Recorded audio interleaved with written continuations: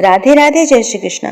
आज आप सुनेंगे मार्गशीर्ष मास की कृष्ण पक्ष की एकादशी की कथा, यानी उत्पन्ना एकादशी की कथा।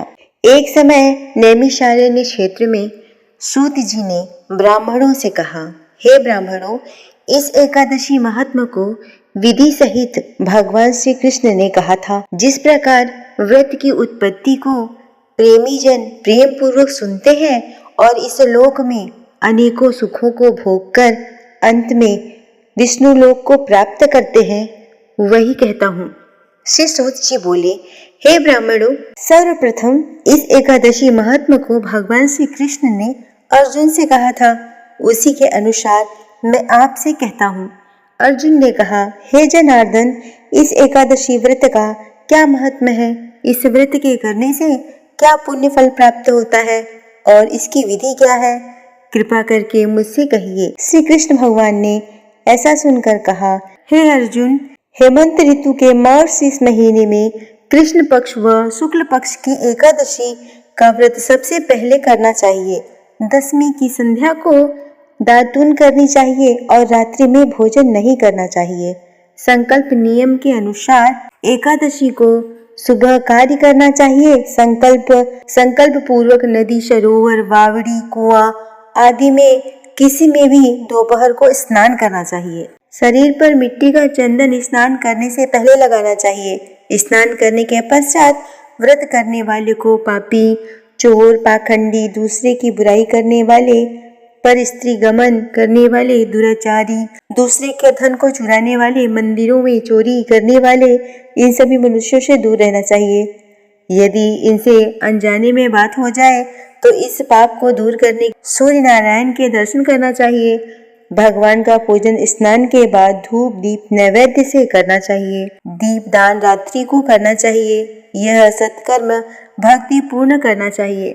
निद्रा और स्त्री प्रसंग उस रात्रि के दिन त्याग देना चाहिए। एकादशी के दिन एवं रात्रि को भजन, संकीर्तन आदि शुभ कार्यों में व्यतीत करना चाहिए। उस दिन श्रद्धा पूर्वक ब्राह्मणों को दक्षिणा देनी चाहिए और अशुभ कर्मों के लिए उनसे क्षमा मांगनी चाहिए। शुक्ल पक्ष और कृष्ण पक्ष की दोनों एकादशियों को धार्मिक जनों को एक सा समझना चाहिए। उनमें भेद नहीं करना चाहिए।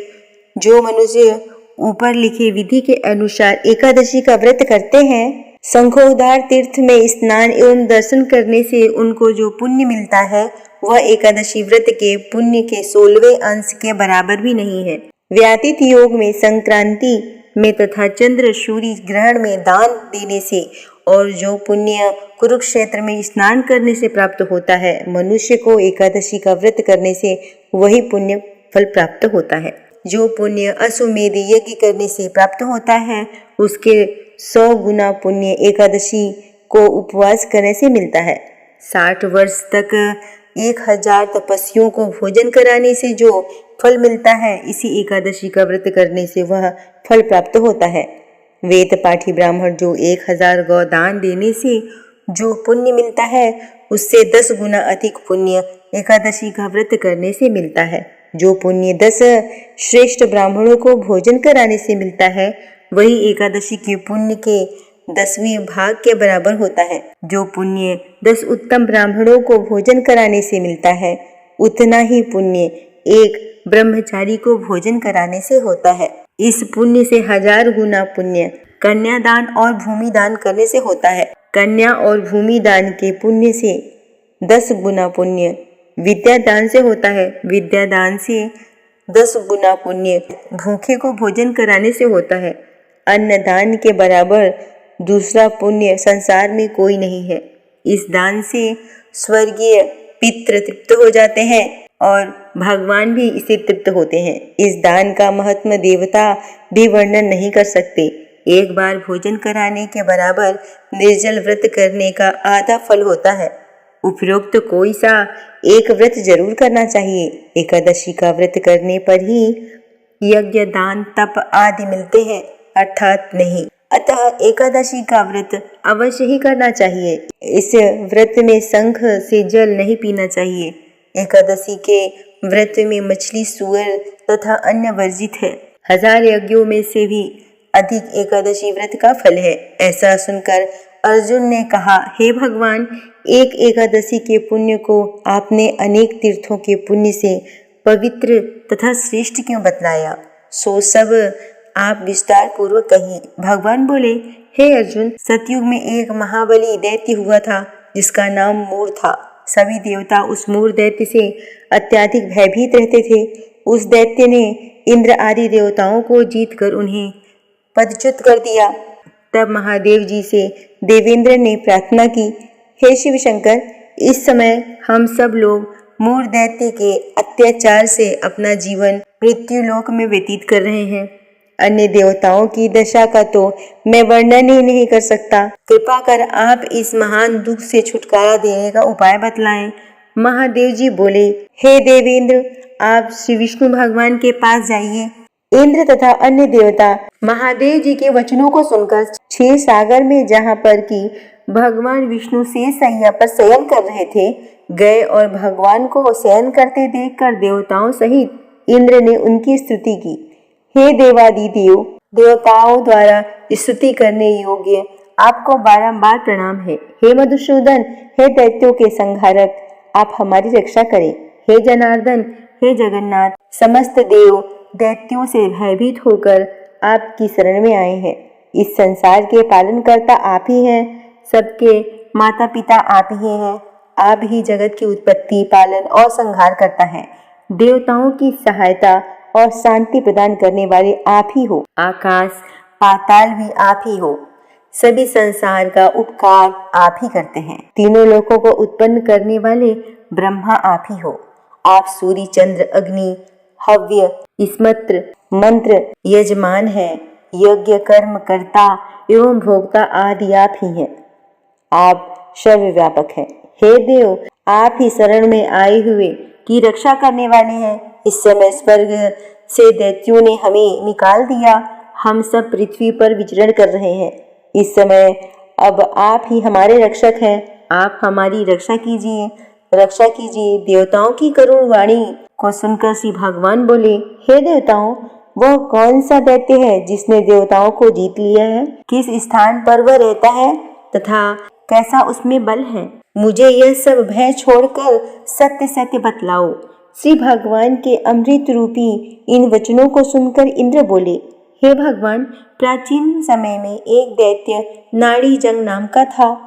उस दैत्य की उत्पत्ति ब्रह्मवंश से हुई थी। मूल उसी दैत्य के लड़के का नाम है। उसकी राजधानी चंद्रावली नगरी है। वह मूर नामक दैत्य उसी चंद्रावली नगरी में निवास करता है। अपने पराक्रम से उसने समस्त विश्व को जीत लिया है और देवलोक से सब देवताओं को निकाल दिया। इंद्र, अग्नि, यम, वरुण, चंद्रमा, सूर्य आदि लोकपाल बन गए हैं। वह स्वयं पृथ्वी को सूर्य बनकर तपाता है और जल की वर्षा स्वयं मेघ बनकर करता है। अतः उस बलशाली भयानक दैत्य को मारकर आप देवताओं को विजय से दिलाएं। इंद्र के ऐसा दीन वचन सुनकर श्री हरि विष्णु बोले, हे देवताओं, मैं शीघ्र ही तुम्हारे शत्रुओं का संहार करूंगा। सब अब चंद्रावली नगरी की ओर चलिए। इस प्रकार भगवान विष्णु देवताओं से कहकर उनके पीछे पीछे चंद्रावली नगरी को चल दिए। दैत्यपति मूर अनेकों दैत्यों के साथ उस समय युद्ध भूमि में गरज रहा था। असंख्य दान युद्ध प्रारंभ होने पर अनेकों अस्त्रों शस्त्रों को धारण कर देवताओं से युद्ध करने लगे, परंतु देवता एक क्षण भी दानवों के आगे न ठहर सके। तब भगवान विष्णु भी युद्ध भूमि में आ गए। भगवान विष्णु को युद्ध भूमि में जब दैत्य ने देखा तो उन पर अस्त्र शस्त्रों से प्रहार करने लगा। भगवान श्री चक्र और गदा से उनके अस्त्र शस्त्रों को नष्ट करने लगे। इस युद्ध में सदैव के लिए अनेकों दानव सो गए, परंतु दैत्यों का राजा मूर निश्चल भाव से भगवान के साथ युद्ध करता रहा। मूर को मारने के लिए भगवान विष्णु जिन जिन शस्त्रों का प्रयोग करते थे वे सब नष्ट हो जाते थे। उनके तेज से उस पर पुष्प के समान वर्षा करते थे। भगवान विष्णु अनेक अस्त्र शस्त्र का प्रयोग करने पर भी उनको न जीत सके, तो अंत में मल्ल युद्ध करने लगे।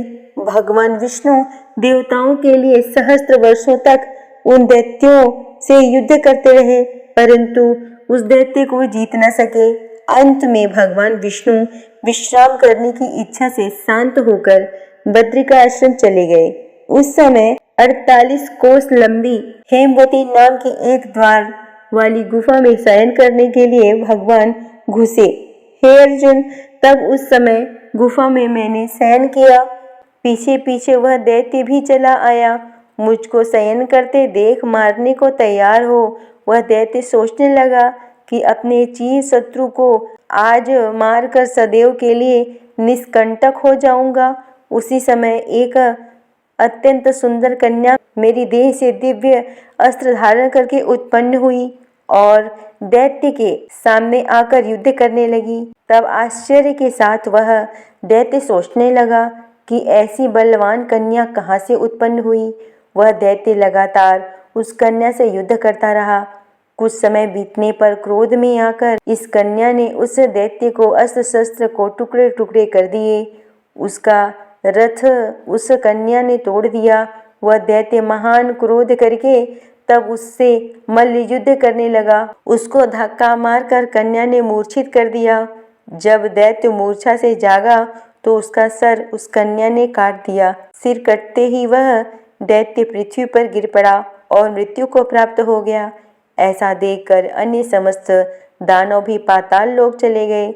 भगवान विष्णु की निद्रा टूटी तो उस दैत्य को मरा हुआ देख अत्यंत आश्चर्य करने लगे और विचार करने लगे किसने इस दैत्य को मारा है। तब वह कन्या भगवान के सामने हाथ जोड़कर बोली, हे भगवान, आपको मारने के लिए यह दैत्य तैयार था, तब मैंने इसका वध आपके शरीर से उत्पन्न होकर किया है। इस पर भगवान बोले, हे कन्या, तूने इसको मारा है, अतः मैं तेरे लिए अत्यंत प्रसन्न हूँ। तीनों लोकों के देवताओं को तूने सुखी किया, इसीलिए तू अपनी इच्छा अनुसार वर मांग। कन्या बोली, हे भगवान, मुझे यह वरदान दीजिए कि जो मेरा व्रत करे उनके समस्त पाप नष्ट हो जाएं और वे अंत में स्वर्ग लोक को प्राप्त करें। मेरे व्रत का आधा फल रात्रि व्रत करने वालों को हो और आधा एक समय भोजन करने वालों को मिले। भक्ति पूर्वक जो मनुष्य मेरे व्रत को करें वे आपके लोक को निश्चय ही प्राप्त करें। कृपा करके ऐसा ही वरदान मुझे दीजिए। जो मनुष्य मेरे दिन रात्रि को एक बार भोजन करे वे धन धान्य से भरपूर हो जाएं। भगवान विष्णु इस पर उस कन्या से बोले, हे कल्याणी, ऐसा ही होगा। मेरे और तेरे भक्त एक ही होंगे और अंत में संसार में प्रसिद्धि को प्राप्त करेंगे। हे कन्या, तू एकादशी को पैदा हुई है, इसीलिए तेरा नाम एकादशी हुआ। इस दिन जो मनुष्य तेरा व्रत करेगा उसके समस्त पाप नष्ट हो जाएंगे, अंत में मुक्ति को प्राप्त करेंगे। तू मेरे लिए अब तीज, अष्टमी, नवमी और 14 से भी अधिक प्रिय है। सब तीर्थों के फल से तेरे व्रत का फल महान होगा। मेरा यह कथन सत्य है। ऐसा कहकर उसी स्थान पर भगवान अंतर्ध्यान हो गए। भगवान के उत्तम वचनों को सुनकर एकादशी भी अत्यंत प्रसन्न हुई। हे अर्जुन, सब तीर्थों, दानों, व्रतों के फल से सर्वश्रेष्ठ एकादशी का व्रत का फल है।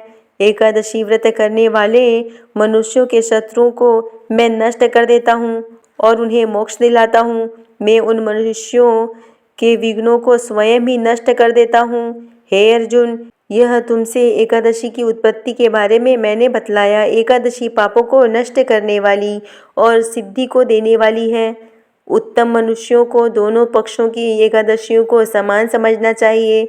उनमें किसी प्रकार का भेद नहीं करना चाहिए। जो पुरुष विष्णु भक्त हैं उनको धन्य है। एकादशी महात्मा को जो मनुष्य पढ़ता या सुनता है उनको अश्वमेध यज्ञ का फल प्राप्त होता है। जो मनुष्य भक्ति पूर्वक श्री विष्णु भगवान की कथा सुनते हैं वे विष्णु लोक को जाते हैं और करोड़ों वर्ष तक उनकी उस जगह पूजा होती है। एकादशी महात्मा के चौथाई भाग को जो मनुष्य सुनते हैं उनके ब्रह्म हत्या आदि महापाप नष्ट हो जाते हैं। संसार में विष्णु भगवान के समान कोई अन्य दूसरा धर्म नहीं और एकादशी व्रत के बराबर कोई व्रत नहीं है। बोलिए कृष्ण भगवान की जय हो।